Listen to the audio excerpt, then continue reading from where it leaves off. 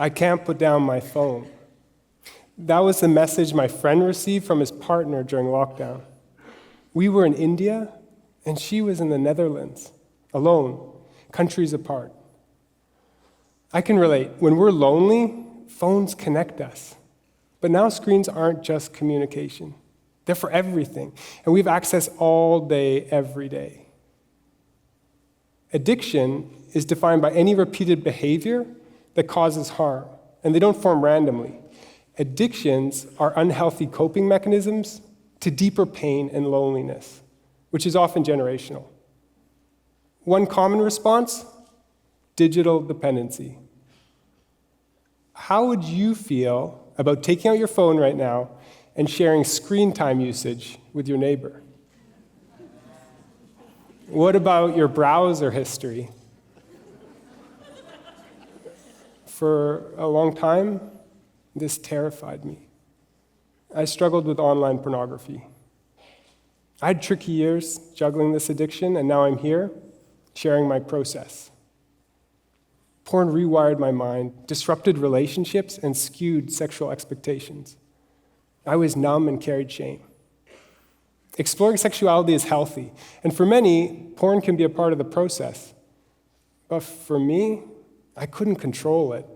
I remember watching porn in university computer labs, bathrooms, my family's house. According to the Journal of Sex Research, 1 in 5 of every Google search is porn. And The Guardian reports 22% of teenagers are consuming porn frequently. Or maybe it's gaming, gambling, scrolling, shopping, kitty cat videos. Or maybe your work. Behavioral addiction is everywhere, and it takes many forms. For me, I thought the solution would be simple: unplug and reconnect with something greater. When I was 24, I kayaked alone from Vancouver Island to Alaska, a distance of 1,700 kilometers through 50,000 islands, a home to more bears, wolves, and whales than people. It was a self-intervention, impossible to indulge in screens, an opportunity to connect with nature. And maybe I could heal deep down. I bought a kayak, a journal, watercolor paints, and started paddling. Painting, writing, paddling, and making lots of mistakes. I flipped the boat. I lost my shoes to the tide. I cut my feet on barnacles, and my wounds got infected. I got lonely. Like screaming at the ocean, lonely. It was withdrawal from society, technology, pornography. In the end, I made it. I didn't get eaten by jellyfish. The trip changed me. I learned how small I am, that making mistakes builds resilience, and how privileged I am to have my family and my health. But it didn't totally work. After 2 summers immersed in salt water, pouring my heart into journals, I was still me. Porn crept in like a shadow, and my ego was boosted by my epic journey. My numbness returned, and I relapsed. Kayaking to Alaska had merits, but it wasn't a systematic process going to the root of my issue. My good friend, Julia Fisher, recommended a 10-day meditation retreat as taught by S.N. Goenka. No phone, no writing, no books, no supper, complete silence, and 10 hours of meditation every day. Could you do that? How many could go 1 day without their phone? Yeah, okay. A week? Okay. And what about 10 days of not talking? I arrived at the center nervous, and to be honest, I was looking to make sure it wasn't a cult. We tiptoed into the meditation hall, a big room with cushions. First, we were taught anapana, a Pali word from ancient India, which means awareness of respiration. used to overcome the monkey mind. Just observe the breath. For 3 whole days, I couldn't focus on 2 breaths. Whoosh! My mind is replaying my entire awkward love life. And whoosh! This is the next book I'm going to write. Whoosh! I'm telling off Fred Picklesworth, who ripped me off $17 5 years ago.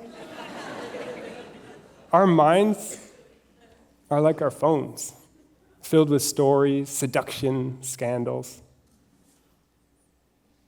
On day 4, a new technique, Vipassana, which translates to seeing things as they really are. Here, the meditator observes the sensations throughout the body, objectively, and tries to witness their impermanent, changing nature. Slowly, as I tried to scan my body from head to feet with my awareness, a discovery. My cravings are not to porn or food or any object outside, but to the feelings inside. Research shows we are wired for addiction. Hormones like dopamine, serotonin, oxytocin create the body sensations that make us eat, sleep, have sex, and form relationships. And before we indulge in anything, there's a sense of anticipation and discomfort. This is why we love cheap dopamine. Not to feel pleasure, but to feel relief. Throughout evolution, this deficit and reward system, it did really well. You know, the butterflies in your tummy, the broken heart, that tingling sensation when you meet someone new.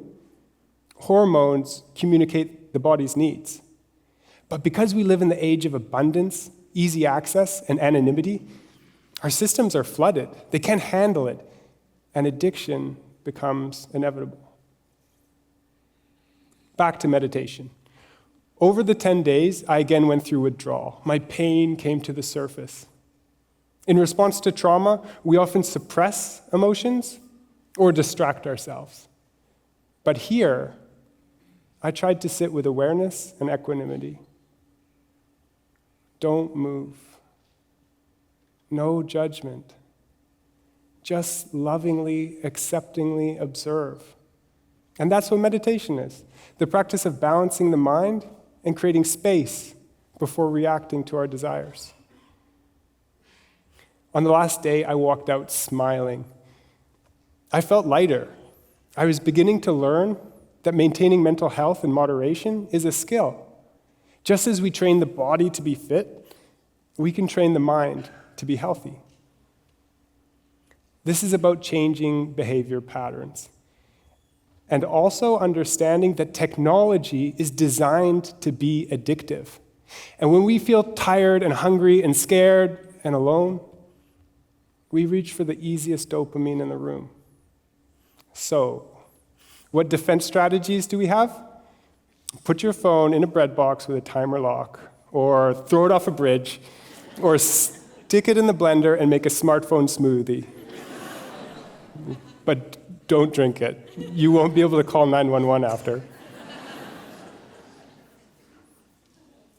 We don't have to blender our phones. But we do need boundaries, we do need mental health practices, and we do need to talk about it. I felt liberated, bringing up my addiction with trusted friends and family. This reduced my shame. As for boundaries, 1, no phone zones, no screen times.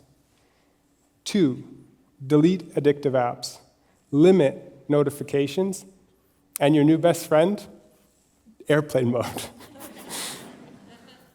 3, if you struggle with porn, create restrictions on your browser, be brave, ask for help, and try to find the root of what's going on.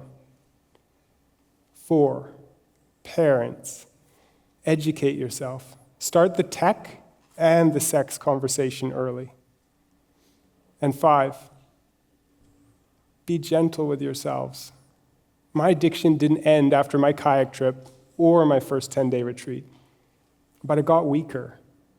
I kept trying and I relapsed dozens of times. Overcoming habits that form over decades require commitment, support, and creativity. Smartphones have only been with us since 2007, Yet life without them now feels impossible. In a way, we're committed to their usefulness, but that doesn't mean that we're slaves to their cheap dopamine, and it doesn't mean that they're our primary source for connection. Loneliness is a part of being human, and future pandemics may again separate us from loved ones. So reflect on what makes you feel truly connected. Explore healthy habits, and put down your phone. Thank you.